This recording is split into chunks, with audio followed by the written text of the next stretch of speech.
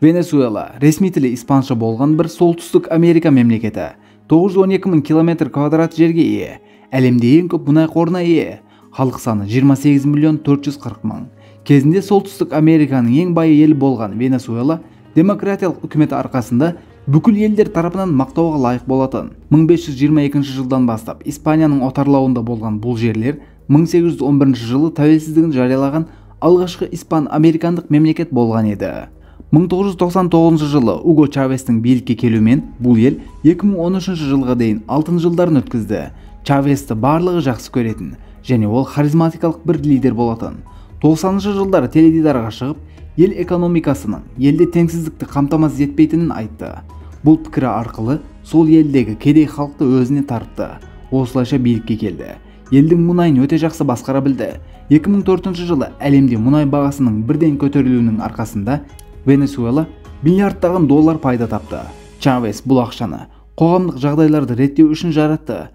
Білім және денсаулық саласын жақсартты. Тамақтану саласына қаржы бөліп, елдегі кедейлік көрсеткішінің жартысын жойды. 2013 жылы 2 жылдық рак ауруы соңында қайтыс болады және оның орнына Мадуро келеді. Бірақ 2013 жылы болған мұнай дағдарысы барлығын өзгертті. Чавестің құрғаны бұл жүйе мұнай бағасының жоғары болуына негізделген болатын. Мұнай бағасы жоғары болған кезде Венесуэла халқы жақсы өмір сүретін. 2013 жылы бірден мұнай бағасының төмендеуінен болған дағдарыста Мадуро қиын жағдайда қалды. 1962 жылы өмірге келген Мадуро тіпті орта мектепті де бітірмеген. Ол негізі өмірінде автобус жүргізушісі болып істеді. Ал Чавеспен танысуы 1979 жылы болған адам алып қашу оқиғасында болады. Сол күннен бері бірге болған бұл екеуі жақсы дос болады және президент көмекшісі болмай тұрып, Чавестің орнына келетін адам ретінде танылған болатын. Рак ауруына шалдыққан Чавес ел тізгінін Мадуроға тастап, емделу үшін Кубаға кетеді және Венесуэла жеріне оның мәйіті қайтып келеді. 2015 жылғы сайлауға дейін Мадуро уақытша президент қызметін атқарды. Сайлауда 51,61% дауыспен президент болып аталды. Кейбіреулердің айтуы бойынша сайлау әділ өтпеді. Сайлауды адамдар әділ өтпеді деп ойлайтындай, Мадуро не істеген еді? Біраз бұрын айтқанымда 2013 жылда басталған дағдарыс себебінен 2014 жылда маркеттерде тамақ табу мүмкін емес еді. Бұл жағдайды Мадуро біліп тұрып жасады. Яғни ақшасы көп, күшке ие адамдардың тауарларды халыққа өте қымбатқа сатуына шектеу қойды. Осылайша маркеттер аптаның белгілі күндері ғана жұмыс істейтін. Ашылған маркеттердің бос екенін көріп таң қалған халық үйіне құр қол қайтатын. Мадуроның бұл жоспары ойлағандай болған жоқ. Артынан халық қара базарға бет бұрды. Бірақ қара базар арзан емес еді. Не болғанда да жоғары сұраныс, жоғары баға еді. 2016 жылы маусымнан бастап халықтың 87% өзінің тамағына ақша таба алмайтын. Және 2016 жылы анкета нәтижесі бойынша халықтың 84% Мадуроның орнынан кетуін қалайтын еді. Бірақ Мадуро әлі де қалайша лидер болып отыр. Мадуро 2015 жылы президент болғаннан кейін мәжіліс депутаттарының 3/2 бөлігі оны сайлау арқылы орнынан алып тастағысы келді. Бірақ Чавестің жасап кеткен заңы бойынша ел президенті бір патша немесе диктатор сияқты қалаған кезінде заң шығара алатын. Осын пайдаланған Мадуро жоғарғы сот құрады және оған баласы мен әйелін орналастырады.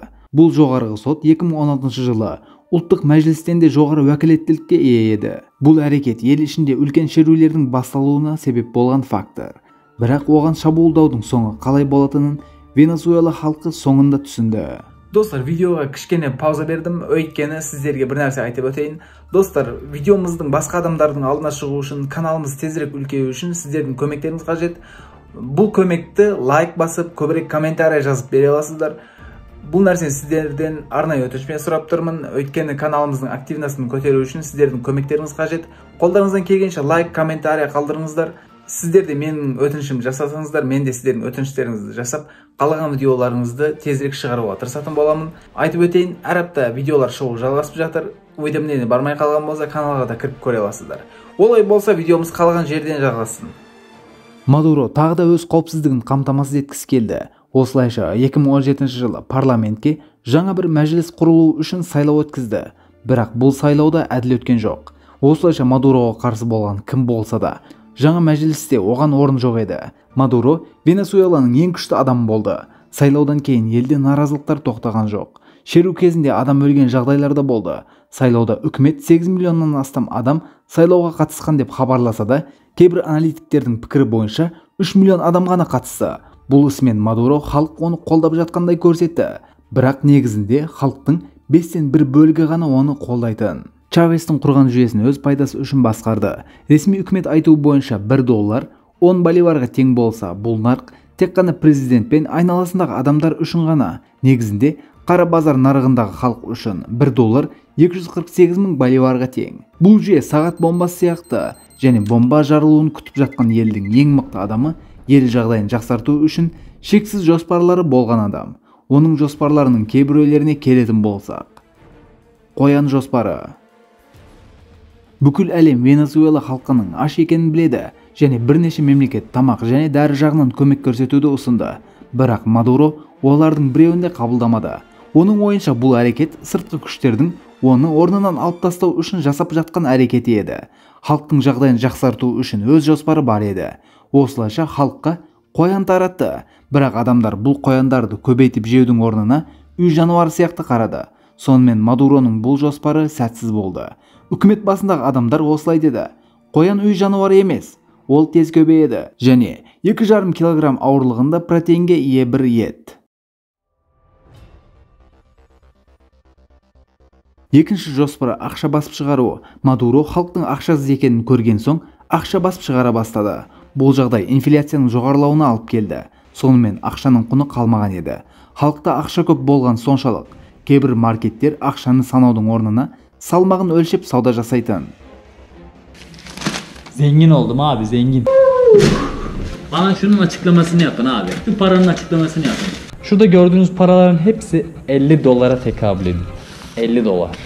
Ve bu $50'la Venezuela'nın kralı olabiliyorsunuz. $1 gördüğünüz şeyler aslında Venezuela halk için çok değerli. Çok büyük paralar onlar. Şu anda elimde gördüğünüz parayı ben sokakta göstersem, $1 arkadaşlar, bu fazla paradan bahsetmiyorum. Sokakta göstersem beni vururlar bununla. Çünkü şu anda herkes para için, gıda için birbirini öldürüyor durumda.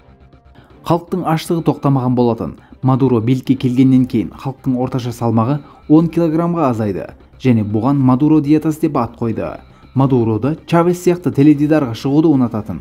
Көп сөздерінде Чавестің рухы бір құс кейпінде келді.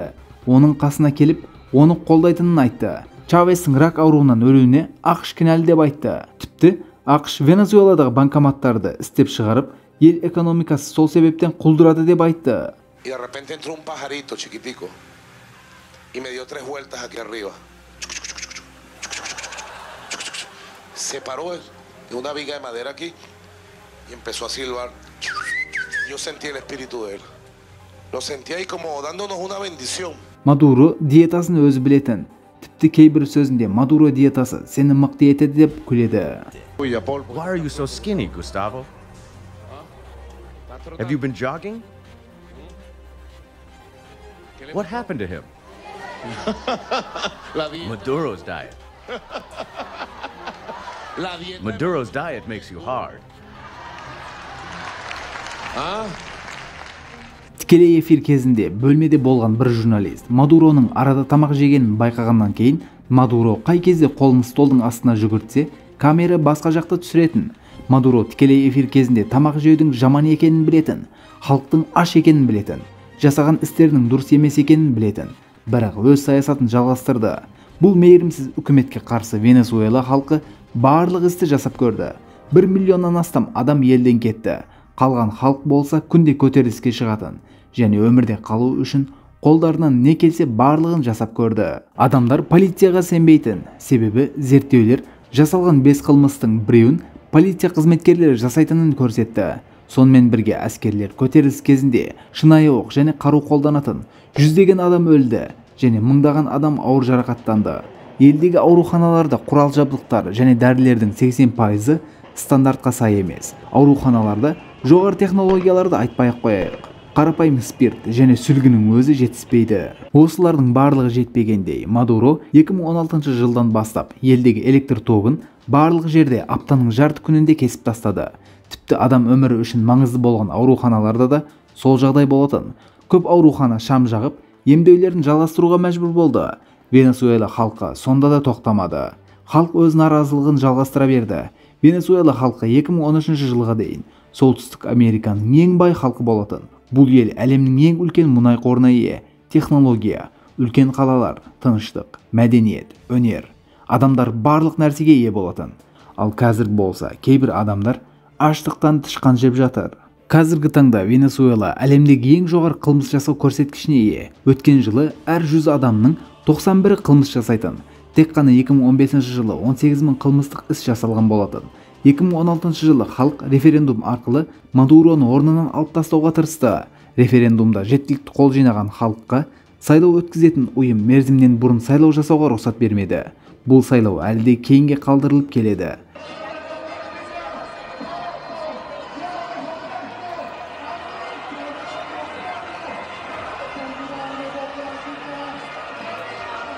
Қазіргі таңда Венесуэла әлемдегі ең үлкен инфляция көрсеткішіне ие.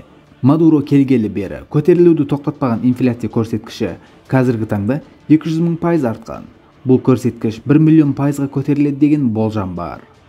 Бір видеоның да аяғына келдік. Видеоға лайк басып, пікір қалдырыңыздар. Қолдауларыңыз каналымыз үшін өте маңызды. Келесі бейнелерде көріскенше, мен Мардан.